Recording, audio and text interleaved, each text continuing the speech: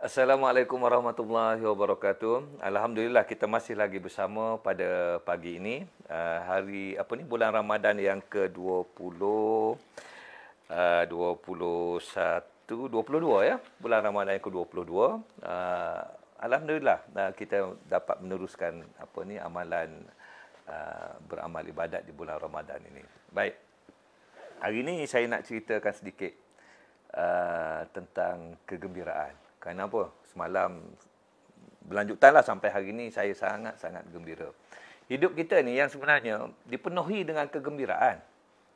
Tapi kenapa kita rasa ada setengah orang tu kan dia rasa susah aja, rasa macam duduk dalam keadaan berduka cita aja. Sedangkan dalam Quran ada disebutlah bila saya menulis buku Bersyukur Saat Diuji, dalam Quran Allah sebut macam mana ya, saya terlupa ayat dia yang berapa. Dia kata aku uji engkau ni sekali ataupun dua kali je dalam setahun ni. Yang lain tu semua okey. Tetapi kenapa kita rasa berduka cita yang amat sangat? Kita rasa seolah-olah hidup kita ni berduka cita sebab kita tak bersyukur. Kalau kita bersyukur, dapat tu kita bersyukur, dapat ni bersyukur. Kan semalam ataupun 2 hari lepas saya kata, sakit alhamdulillah, sihat alhamdulillah. Maka timbullah kegembiraan nun jauh di sudut hati. Baik, nak cerita kegembiraan ni, contoh dapat anak, kita kahwin, gembira kahwin. Kemudian lepas tu serabut juga. Serabut apa? Duit tak cukup lah, apa semua, ni macam-macam hal lah. Bila dah kahwin ni, kita ingat semua indah-indah belaka. Tapi ada yang tak indah, tak indahnya di sisi kita. Dan kemudian selepas setahun kahwin, dapat anak. Gembira dapat anak. Saya masih ingat lagi dapat anak yang pertama. Memang suka-suka hati. Pertamanya bagi orang lelaki, maksudnya ada dalam hati tu, aku tak mandul. Contoh macam tu. Ada benda-benda macam tu pula yang difikirkan. Tetapi anak yang sama ini mungkin boleh menyebabkan kita berduka cita. Dia ada fasa-fasa dia. Tetapi yang kenapa saya gembira sangat, yang nak dikongsikan bersama, kerana semalam sampai di rumah, buku terbaru saya. Tebal ni, saya dengan Datuk Zaini menulis buku ini, ceritalah. Dia ada di sisi. Tebal buku ni, dekat 400 muka surat. Kenapa? Sebab selain daripada buku Travelog Haji, memanglah buku-buku yang lain tu memang pun saya seronok pun menuliskan. Tetapi sebagai seorang penulis, asal ada je buku baru, dia akan rasa. Tetapi yang ini special sikit. Yang ini saya rasa macam saya puas hati. Dan Datuk Zaini pun, bila saya beritahu dia, orang yang pertama saya maklumkan selain pada Rozal lah, yang buku dah sampai, Datuk Zaini lah, yang penulis bersama saya ni. Sekejap je, sejam lebih lepas tu, 2 jam lepas tu, terus sampai ke rumah saya. Tak sabarnya untuk melihat, menatap buku terbaru beliau dan saya. Kami dah menulis 5 buku bersama. Dan yang ini memang sangat special. Specialnya kenapa? Saya tak tahu pun yang Datuk Zaini ni ada bakat. Bakat apa? Fotografi. Ambil gambar-gambar semua ni. Dia cantik ambil gambar. Cover ni, Datuk Zaini yang buat. Dan foto dia telah memenangi National Geographic punya pertandingan. Menangi macam hadiah Sagwati je. Bukanlah nombor 1. Tapi dialah yang pertama, saya fikirlah, yang mengambil gambar syukur dengan kebau dia tu. Dengan lembu dia. Kebau. Tetapi dia tak pandai nak market lah tu. Kalau tidak, dah famous dah. Tuan-tuan. Tetapi itu pun sudah memberikan kegembiraan. Ada masa tak? Saya cerita sikit ya pasal buku ni. Saya cerita bab 1 yang saya tulis. Saya telah diterima untuk menghadap Sultan Terengganu, Tuanku Mizan. Masa tengah tulis buku ni lah. Jadi, diterima menghadap Sultan, ada kerja lah. Kami 4-5 orang yang dibenarkan menghadap. Kumpulan ni adalah kumpulan ni, saya sebagai penasihat. Dan yang dibenarkan masuk untuk berjumpa dengan tuanku, 4 orang je. Okay? Daripada kumpulan kami, 4 orang je. Maknanya, bukan semua orang boleh masuk. Walaupun daripada kumpulan yang sama. Kemudian saya tengok dapat surat tu, dapat memo tu, kena pakai kod, kena pakai tie, kena pakai songkok. Songkok saya ada. Kod ada, tapi dah buruk dah. Dan kemudian seluar saya yang kod yang sama tu dulu 34. Sekarang saya dah slim 31, 32. Jadi kerana nak menghadap raja ni, tak nak, saya mudah aja, tak apalah yang pakai yang tu pun. Tak boleh. Bini saya kata, tak boleh. Nanti nampak gelebeh je. Dia kata, tak sesuai. Saya ni jenis ragat macam tu kan, tak peduli sangat. Tak apalah. Saya ada ceramah di Johor ni, nanti satu hari sebelum balik tak sempat nak beli baju baru.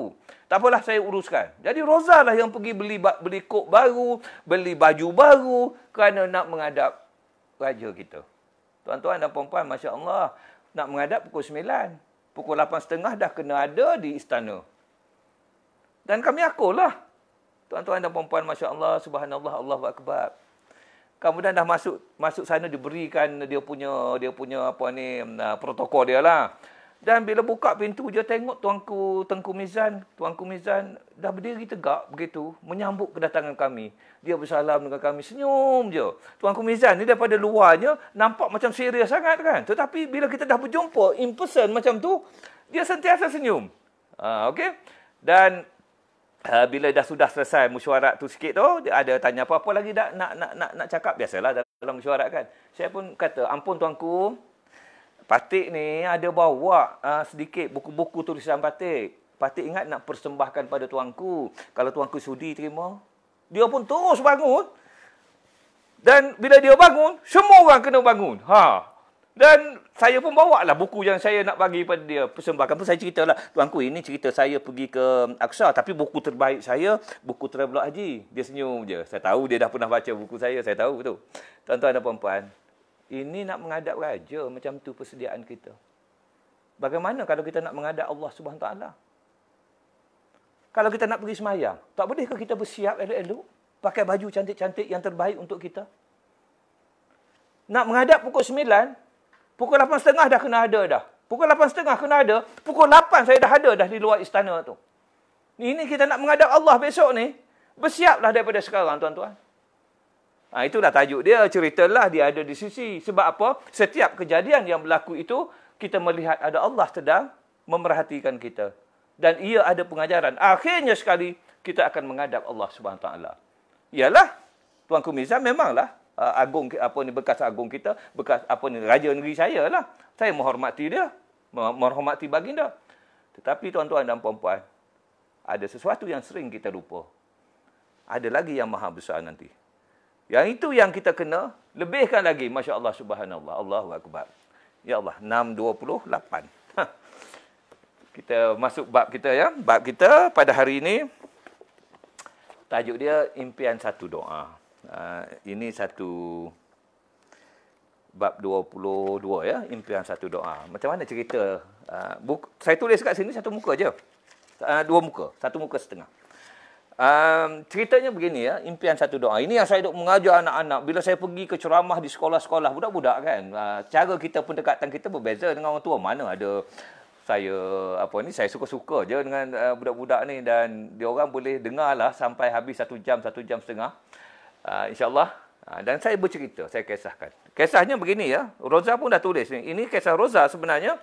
Dia masa umur dia 11 tahun, dia tengok televisyen di Pai Jakas lah, kampung dia tu. Masa tu elektrik tak ada. Orang ada TV 2-3 orang je. Rumah yang ada TV orang kaya yang berada sikit lah pada masa tersebut. Dan kalau nak tengok TV, dia kena tengok di rumah jiran. Masa tu black and white pun. Satu hari dia tengok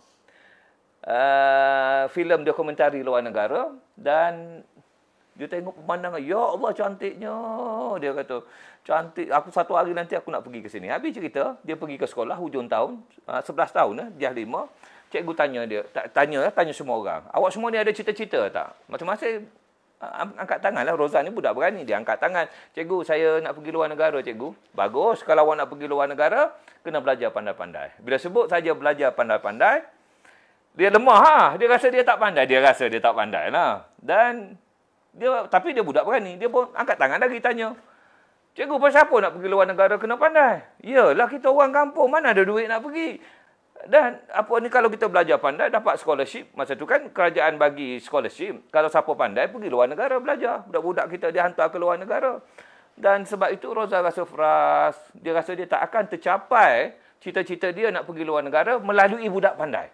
Dia tak rasa macam tu. Habis, dia kata apa? Dia frust sangat, dia tunduk, tapi dalam hati dia berbisik. Bukan di tikar sejadah pun. Dalam kelas tu, budak, saya rasa 11 tahun, Semayang pun tak cukup lagi, solat pun tak cukup. Zaman dulu mana mak ayah kita ni tekankan sangat. Zaman sekarang je mak ayah ada kesedaran lebih. Dulu relax ya, kan? Betul, saya rasa begitulah. Dan kerana dia nak pergi sangat, inilah dia sebut dengan Allah Subhanahu taala. Ya Allah, jika pandai itu sebagai satu syarat untuk keluar negara, maka aku tidak pandai, ya Allah. Kau temukanlah aku dengan suami pandai yang boleh membawa aku ke luar negara. Dia rasa dia tak pandai. Dah kalau pandai itu syarat keluar negara, temukanlah aku dengan suami yang pandai. Dia berdoa begitu. Bukan nak kata berdoa pun tidak. Cuma dia melintaskan dalam hati dia kepada Allah SWT. Dan dia tak ingat dah tu. 11 tahun kemudian, dia kahwin. Selepas 2 tahun kahwin, 2 ke 3 tahun begitu kahwin, suami dia bawa dia pergi ke luar negara kerana melanjutkan pelajaran di peringkat sarjana, masters ya, di United Kingdom, di University of Dundee, Scotland. Jadi betul lah apa yang dia doakan, suami yang pandai. Sebab suami dia pergi luar negara bukan kerana suami dia kaya, suami dia pun budak kampung je. Mana ada duit nak pergi? Adik-beradik 12 orang.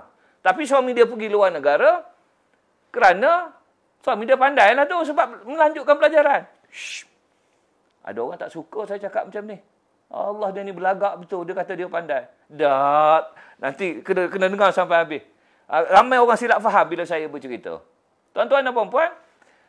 Dan duduk sana setahun, balik. Kemudian 2 tahun lepas tu, pergi lagi. Suami dia pergi melanjutkan pelajaran di peringkat PhD. Masya Allah, subhanallah. Bukan pergi melancong. Dan dia tak sedar pun. Yang dia pernah berdoa pada Allah SWT dulu. Tetapi pada tahun 2008, Roza menulis buku Kandil di Kaki Gunung. Travelog Cinta Abadi, Travelog Kehidupan Abadi. Dia tulis kisah tu, dia menceritakan kisah perjalanan hidup dia budak kampung. Dan dia kira, dia dah pergi lebih 30 buah negara. Barulah dia menangis. Dia kata, ya Allah, aku dulu pernah berdoa dengan Allah, Allah makbulkan permintaanku. Dia pergi lebih 30 buah negara. Masya Allah. Doa yang macam tu pun, permintaan macam tu pun, Allah bagi. Tapi ramai orang tak sedar lah. Ramai orang tak sedar. Apa yang dia minta 5 tahun dulu, 10 tahun dulu, Allah tunaikan. Dia tak sedar yang Allah tunaikan. Dia dapat, tapi dia tak sedar.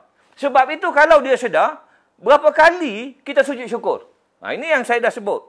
Alah, ada orang tak sampai 10 kali sujud syukur. Ada orang tu tak tahu pun sujud syukur ni macam mana. Tuan-tuan dan puan-puan, Masya Allah, subhanallah. Roza menangis. Dan sampai sekarang pun dia masih menangis lagi. Kerana Allah masih lagi meneruskan yang dia yang permintaan dia. Masih pergi ke sana. Sampai hatta dia boleh duduk di Arab Saudi. Boleh duduk di Madinah. Itulah hadiah yang paling besar yang kami rasalah, yang kami dapat, yang Allah bagi pada kami. Masya Allah. Dan mungkin kerana doa Roza tadi dimakbulkan Allah. Tuan-tuan dan puan-puan, perkara ini saya ajar sangat pada Sarah, pada Sofia, pada Amirul, pada Azrai, anak-anak kami. Berdoa, doa. Doa itu satu impian. Bila kita sentiasa berdoa, kita ingat begitu. Ya. Hari ini kita ada 4 orang ya. Semalam saya kata ada 30 hadiah percuma buku beri 2 minit. Asyik bertambah aja. Jadi inilah rezeki kita. Semalam 3 orang, hari ini 4 ya. Dengar betul-betul ni. 0193154444 kali 4 ya. 0193154444. Tuan kalau kontak pagi ni insya-Allah pukul 8.30 saya pergi hantar ke pejabat pos. Syarul Anwar Muhammad. Rosminah Abdullah. Jamiah Fairuz Muhammad. Muhammad apa ni? Ad. Okey. Muhammad Ad ya, okey. Dan Muhammad Bazli Zakaria. Tuan-tuan mendapat hadiah buku beri 2 minit yang disumbangkan oleh senarai itu dah panjang. Saya tak perlulah sebut semua. Tapi doakan mereka ini supaya dimurahkan rezeki. Mendapat rezeki yang tidak disangka-sangka. Diberi kesihatan yang baik. Ya Allah, subhanallah. Mereka menyumbang ini untuk menyukakan hati khalayak pendengar kami. Terima kasih banyak-banyak. Saya ulang sekali lagi. Syarul Anwar Muhammad, Rosminah Abdullah, Jamiah Fairuz, Muhammad Bazli Zakaria. Impian satu doa. Assalamualaikum warahmatullahi wabarakatuh.